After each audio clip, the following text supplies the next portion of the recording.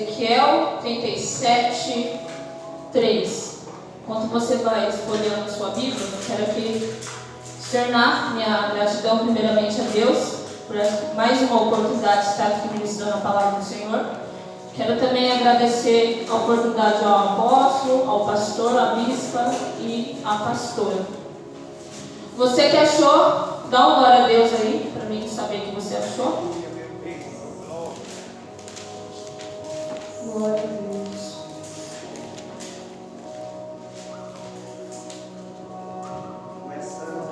Amém? Amém. Ezequiel 37, 3. Então me perguntou: filho do homem, será que estes ossos podem reviver? Respondi: Senhor Deus, tu sabes. Então ele me disse: profetize para esses ossos e diga-lhes: ossos secos, ouçam a palavra do Senhor. Você se assenta glorificando o nome do Senhor.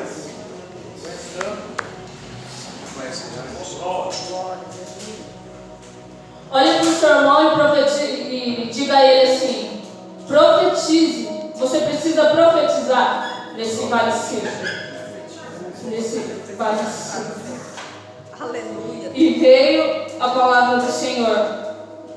Ezequiel foi levado a esse vale de ossos secos, conduzidos pela mão do Senhor, né? Ezequiel é um sacerdote que profetizou 22 anos através de visões que teve durante o exílio da Babilônia. E a mão do Senhor conduziu Ezequiel até este vale. E repare que estes ossos, eles eram sequíssimos. Era algo impossível de se tornar vida, né? Durante a semana eu passei e eu senti a voz do Senhor a ministrar essa palavra, né?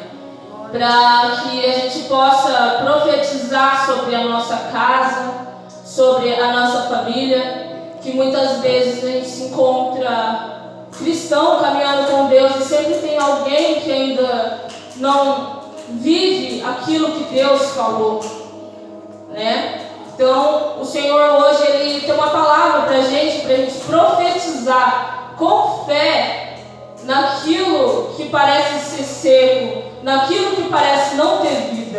Meu Deus. E pelas mãos de Deus, Ezequiel foi conduzido a este vale, né?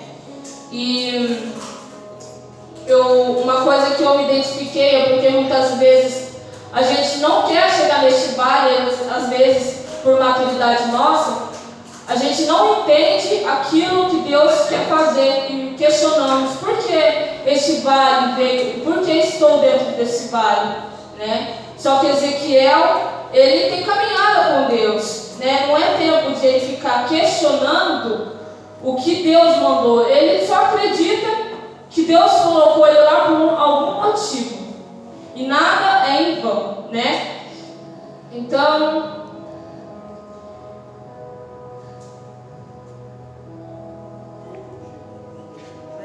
meu Deus, aleluia. uma coisa que eu aprendo com Ezequiel é que então ele dentro daquele vale ele começou a rodar naquele vale e ele viu que tinha ossos secos. Uma coisa que eu aprendo também é que existem momentos que Deus vai permitir que a gente entre dentro desse vale e vai pedir para a gente rodear. É a hora que Ele vai dizer que a gente tem que ver a situação, e tem hora que a gente está olhando a situação, este vale, e parece ser tão impossível algo acontecer, E Deus permite a gente só observar para Ele fazer um milagre, né? Porque não existia esperança para aquele vale.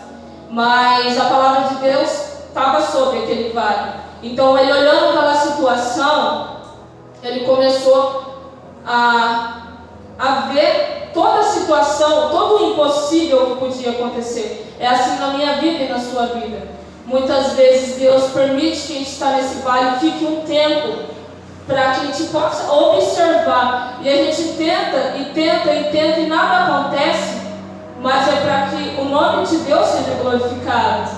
Porque antes de Ezequiel entrar neste vale, o Senhor permitiu que ele olhasse tudo aquilo para que o nome dele fosse glorificado.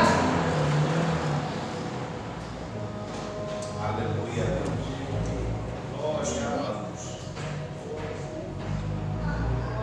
E veio a palavra do Senhor, né, e perguntou a Ezequiel: Filho do homem, será que esses ossos podem reviver?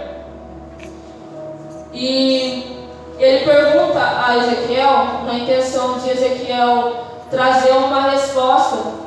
Será que por Ezequiel ter caminhado muito tempo com Deus, ele acredita nos benfeitos de Deus? Talvez ele pergunta para a gente: será que tem esperança ainda na minha casa?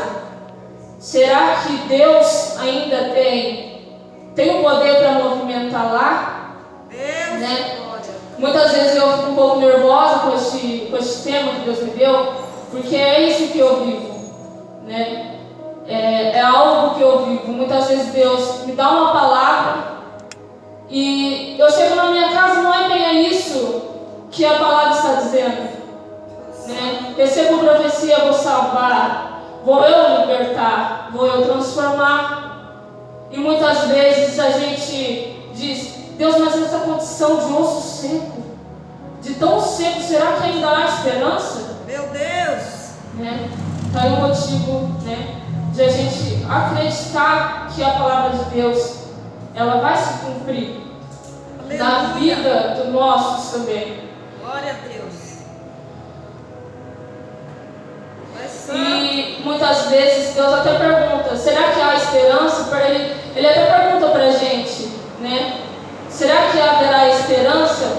É pra gente não dar uma de Sara, porque Deus às vezes falou com Sara, falou pra Sara que iria dar Isaac, né, pra ela, e ela fica naquela dúvida: será mesmo? Será? E com 91 anos a promessa se cumpre na vida de Sara. Às vezes a gente fica tão angustiado por promessa se cumprir, só que a gente esquece do processo. Porque eu e você passamos pelos processos que nós tivemos que passar para chegar até aqui. E é o que vai acontecer. Deus pega e pergunta para ele: será que pode haver vida? Deus tem um costume maravilhoso, é um poder gigantesco de trazer. Parece que Deus permite que as coisas ficam um pouco mais difíceis do que elas costumam ser, para que o mover dele venha transformar o ambiente. Ele tem esse costume. Parece que está tudo bem, e do nada começa a pensar assim: meu Deus, mas por quê? Por que disso? Por que daquilo? Por que isso está acontecendo? E muitas vezes a gente se perde, né, naquilo que Deus falou, né? Mas aqui vai discorrer o texto dizendo que e Ezequiel, confiando em Deus, diz: Senhor, Deus, Tu sabes. Então ele lhe disse: profetize para estes ossos e diga: ossos secos, ouçam a palavra do Senhor. Então ele vai dizer para Ezequiel: profetiza. Você precisa profetizar. Independente de qual a situação, você, como profeta, tem que abrir a sua boca e dizer: vai acontecer, porque eu sei que o Senhor dos Exércitos me trouxe aqui não foi em vão. Ele não lançou ainda uma palavra, mas eu sei que Ele me trouxe aqui não foi em vão, porque o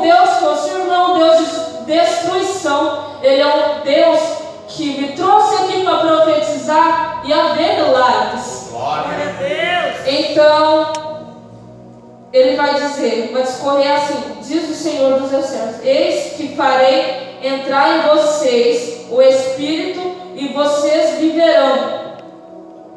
Então, Ele vai decretar essa palavra, porque é assim na nossa vida. Deus, Ele decreta primeiro a promessa: haverá vida. Ele não fala para você o processo que você vai ter que passar. Não vai ter vida, mas antes disso vai ter que passar pelo processo de tendões crescendo, de carne crescendo, de pele crescendo, e depois disso a promessa se cumpre. Meu Deus. E é isso que a gente tem que confiar, porque enquanto a gente profetiza, os ossos estão se unindo. Enquanto você profetiza na sua casa, alguma coisa está acontecendo, você não está vendo, mas alguma coisa está acontecendo. É por isso que ele está dizendo: profetiza, profetiza. Eita Deus.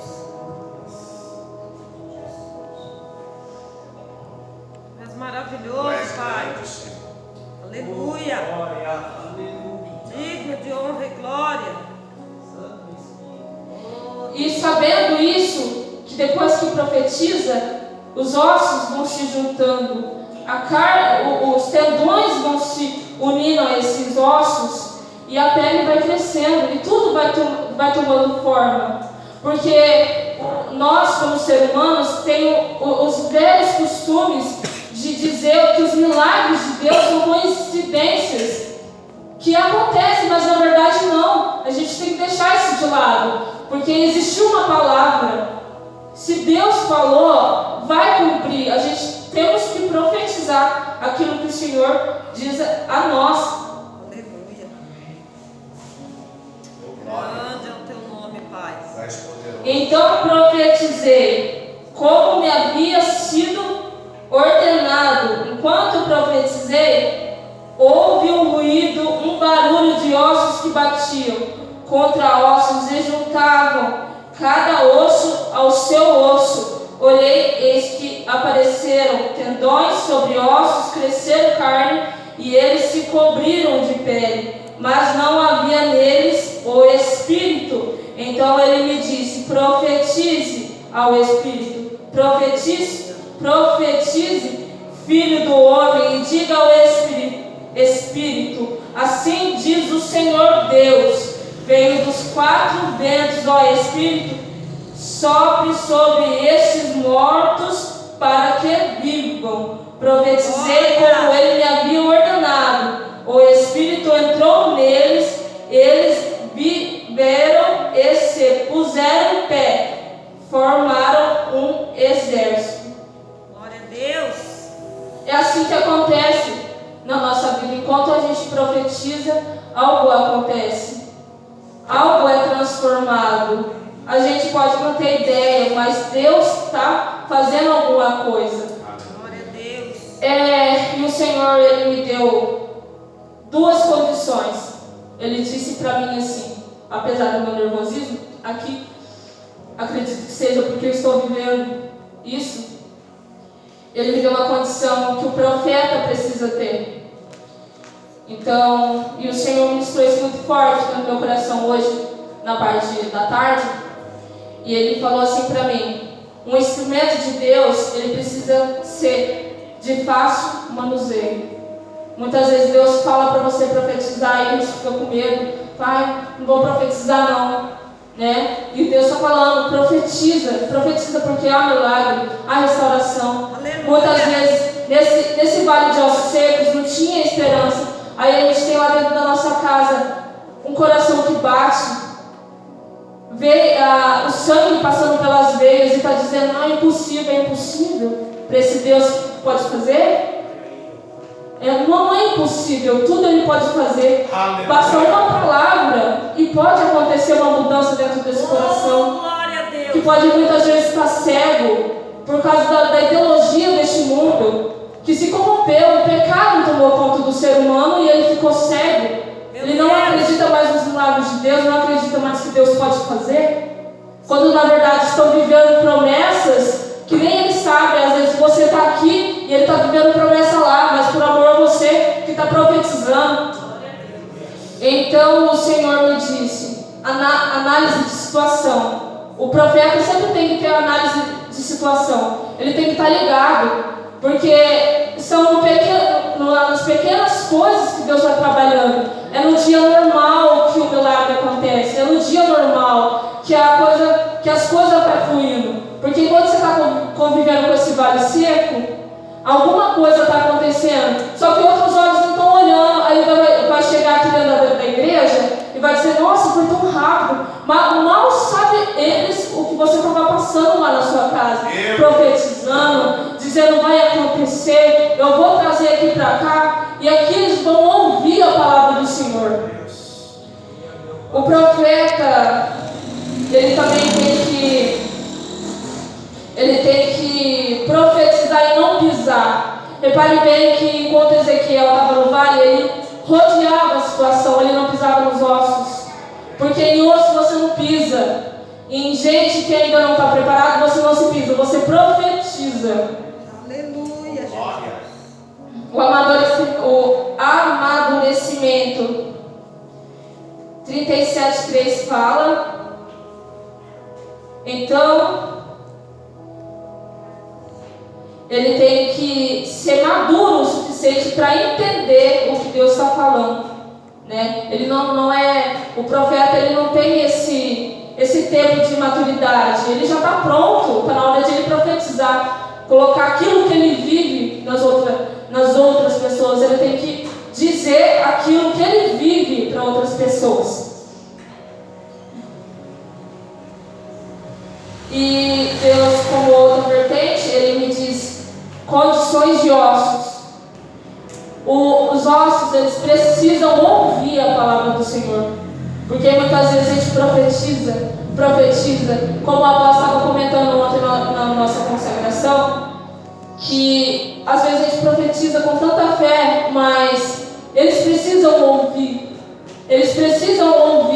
Então, antes de você profetizar dizendo coisas boas, você tem que profetizar dizendo: ouça a palavra do Senhor. Ouça a palavra do Senhor, porque vai cumprir. E antes de você profetizar a bênção, você tem que profetizar que eles ouçam. Ouçam que Deus pode operar um grande milagre.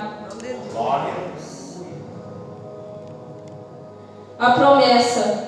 O ossos secos, primeiro ouve a promessa e depois ele passa a viver o processo, né? Que muitas vezes o processo não é fácil, né? Que é o processo de aprender algumas coisas, né? E é o processo da carne, né? Então é um processo assim que vai crescendo algo e vai até o Espírito Santo entrar, vai um trabalhar muito grande, né? Então ele passa pela promessa, ele recebe a promessa e depois ele passa pelo processo.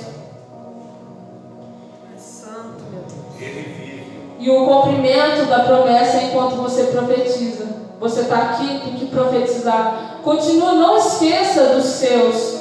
Porque assim como uma pessoa, às vezes você pode estar aqui dizendo: ah não, eu sou fruto do acaso, eu vim aqui porque eu vi a Bíblia, eu vi a igreja, pensei nele e eu entrei um dia. Mas talvez você estava passando lá do outro lado da rua e alguém estava: eu profetizo que um dia vai ser servo do Senhor. E você está aqui. Muitas vezes tem tantas pessoas que eles até costumam dizer: ah não, esse aqui eu ganhei para Jesus. Mas quantas pessoas teve que profetizar para ele estar aqui dentro hoje ouvindo a palavra do Senhor? Quantas pessoas profetizaram, né? Deus lindo. E a glória sempre vai ser de Deus. Enquanto você profetiza, a transformação vai acontecer e será sempre a glória de Deus, né? A mensagem ela é bem curta, né? Mas foi algo que o Senhor trouxe para dentro do meu coração. Você que pode se colocar sobre os seus pés, e eu vou pedir para o apóstolo estar orando para a nossa família, no nome de